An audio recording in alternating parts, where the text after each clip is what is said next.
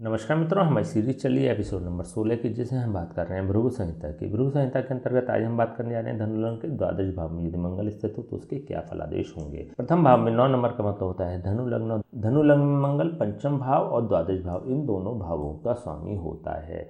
देखिए, जब कभी भी मंगल द्वादश भाव में स्थित हो जाता है तो मंगल की जो भी कंटेंट्स हैं उनकी हानि हो जाती है, उनको नकारात्मकता प्राप्त होती है। हमने बताया था कि जब कभी भी मंगल 1, 4, 7, 8 और 12 भाव में बैठता है तो ये मांगलिक योग का निर्माण करने वाला हो जाता है, मांगलिक दोष प्रदान करने वाला हो जाता है। यहाँ पर मंगल के जो इफेक्ट्स हैं वह नकारात्मक व्यक्ति को प्राप्त होने लगते हैं।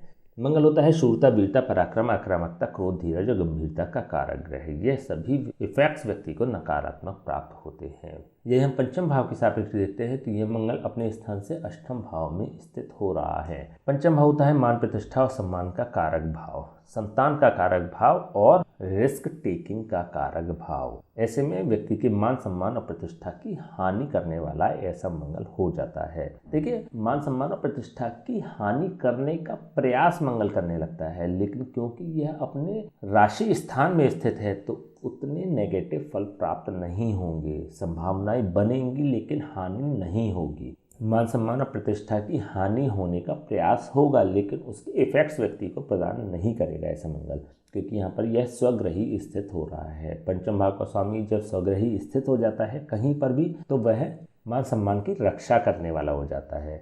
यहाँ पर संतान की भी रोग होने की संभावना होती है लेकिन उसको अपने रोग से मुक्ति प्राप्त होती है। ऐसे व्यक्ति शेयर बाजार में भी इन्वेस्ट करने वाले होते हैं, लॉटरी सट्टे के भी शौकीन हो सकते हैं, लेकिन इन सभी कार्यों से उसको लाभ प्राप्त नहीं होगा। ऐसा व्यक्ति हानि से बच जाएगा। तो पंचम भाव के सापेक्ष देखें तो यह विशेष सकारात्मक फल प्रदान करने वाला नहीं बन रहा है, लेकिन इन सभी कंटेंट्स की रक्षा करने वाला हो रहा है। यदि हम द्वादश भाव के सापेक्ष देखते हैं तो द्वादश भाव का स्वामी स्वग्रही होकर अपने ही स्थान में स्थित हो रहा है, तो ऐसे में स्पेशली विदेश से व्यक्ति को लाभ प्राप्त कराने वाला होगा। विदेशी लोग, विदेशी मुद्रा अथवा विदेश से व्यक्ति को लाभ प्राप्त होते हैं।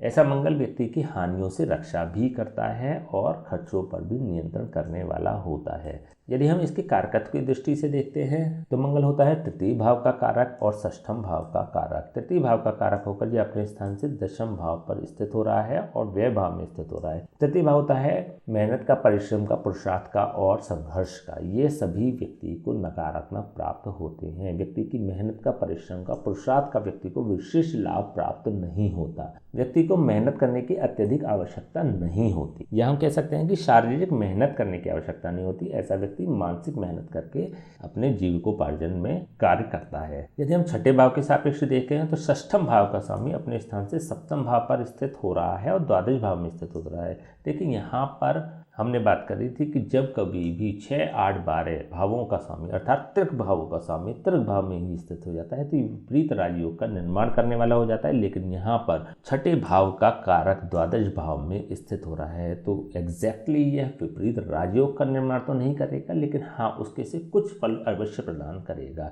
व्यक्ति को शुरुआती मेहनत और शुरुआती संघर्ष के पश्चात सफलता प्राप्त हो जाती है। 28 साल की उम्र तक व्यक्ति को विशेष रूप से संघर्ष करना पड़ता है, लेकिन उसके बाद उसको सफलता प्राप्त हो जाती है। छठा भाव होता है रोग, ऋण और शत्रुओं का कारक भाव। ऐसे में जब छठे भाव का कारक ग्रह द्वादश भाव में स्थित हो जाता है तो इन सभी कंटेंट्स की हानि करने वाला हो जाता है। रोग, ऋण और शत्रुओं से व्यक्ति को मुक्ति प्राप्त होती है। रोग, ऋण, शत्रु उस पर हावी नहीं हो पाते। स्पेशली 28 साल की उम्र के पश्चात उसको इन सभी से निजात मिल जाती है। यदि हम मंगल की दृष्टियों की बात करें तो मंगल की 3 दृष्टियां होती हैं, चतुर्दृष्टि, सप्तम दृष्टि और अष्टम दृष्टि। चतुर्दृष्टि से यह मंगल तृतीय भाव को देख रहा है, सप्तम दृष्टि से यह मंगल छठे भाव को देख रहा है, षष्ठम भाव को देख रहा है और अष्टम दृष्टि से यह मंगल सप्तम भाव को देख रहा है।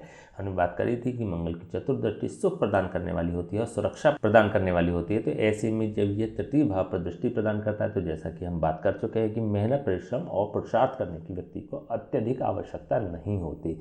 कम मेहनत में व्यक्ति को अधिक प्राप्ति हो जाती है। मंगल की जब पूर्ण दृष्टि छठे भाव पर पड़ती है, षष्ठम भाव पर पड़ती है, तो रोग ऋण और शत्रुओं का नाश करने वाली ऐसी दृष्टि पड़ जाती है। देखिए, पृथकतावादी भाव में बैठकर मंगल पृथकतावादी ग्रह बन रहा है, पृथकतावादी भाव का स्वामी भी हो रहा है। ऐसे में जब जहाँ जहाँ इसकी दृष्टि पड़ेगी वहाँ वहाँ यह संबंधित कंटेंट से व्यक्ति को पृथक करने वाला बन जाता है, सेपरेट करने वाला बन जाता है। इसीलिए हम बात कर रहे हैं कि मेहनत से व्यक्ति को पृथक करने वाला बनता है, तो मेहनत करने की आवश्यकता नहीं होती। रोग ऋण और शत्रुओं से व्यक्ति को पृथक करने का प्रयास करता है, तो रोग ऋण और शत्रु व्यक्ति पर हावी नहीं हो पाते। और सप्तम भाव पर जब मंगल की पूर्ण दृष्टि और विध्वंसकारी दृष्टि पड़ती है तो यह अत्यधिक विध्वंसकारी बन जाती है। लाइफ पार्टनर से संबंधित व्यक्ति को नकारात्मक फल प्राप्त होते हैं। व्यक्ति के जीवन साथी से व्यक्ति के सेपरेशन होने के पूर्ण योग बन जाते हैं। व्यक्ति का वैवाहिक जीवन सुखद नहीं होता और यह दृष्टि यह अपने शत्रु के भाव पर भी प्रदान कर रहा है। यहाँ पर बुध की राशि स्थित है, मंगल बुध को शत्रु भाव से देखता है, तो ऐसे में यह मंगल सप्तम भाव को पूर्ण रूप से क्षतिग्रस्त कर देता है, विध्वंसकारी स्थिति पैदा कर देता है। व्यक्ति का अपने जीवन साथी से पूर्ण रूप से मतभेद रहते हैं, तो सप्तम भाव के सापेक्ष यह मंगल बिल्कुल भी शुभ फल प्रदान करने वाला नहीं बनेगा। चलिए हम बात करते हैं इसके उपायों की, क्या उपाय हो सकते हैं। मंगल की यदि हम बात करें तो मंगल सप्तम भाव के सापेक्ष बिल्कुल ही नकारात्मक फल प्रदान करने वाला बन रहा है, तो ऐसे में मंगल के उपाय होने अत्यधिक आवश्यक हो जाते हैं।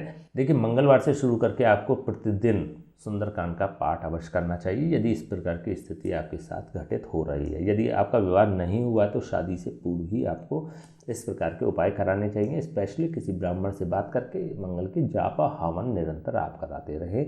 जीवन साथी से कुंडली मिलाकर ही विवाह करना उचित होगा। तो स्पेशली सुंदरकांड का पाठ और मंगल की जाप और हवन आपको निरंतर कराते रहने पड़ेंगे। यदि आप ऐसा करते हैं तो चीज़ें बेहतर हो जाएंगी। सप्तम भाव के सापेक्ष जो इसके इफेक्ट्स हैं वो नकारात्मक इफेक्ट्स व्यक्ति को प्राप्त नहीं होंगे। ठीक है, तो चलिए आज हम बात करें धनु के द्वादश भाव में यदि मंगल स्थित हो तो उसके क्या फलादेश होंगे। नेक्स्ट वीडियो हम बात करेंगे मकर लग्न के प्रथम भाव में यदि मंगल स्थित हो तो उसके क्या फलादेश होंगे। तब तक के लिए हमें आज्ञा दीजिए, नमस्कार।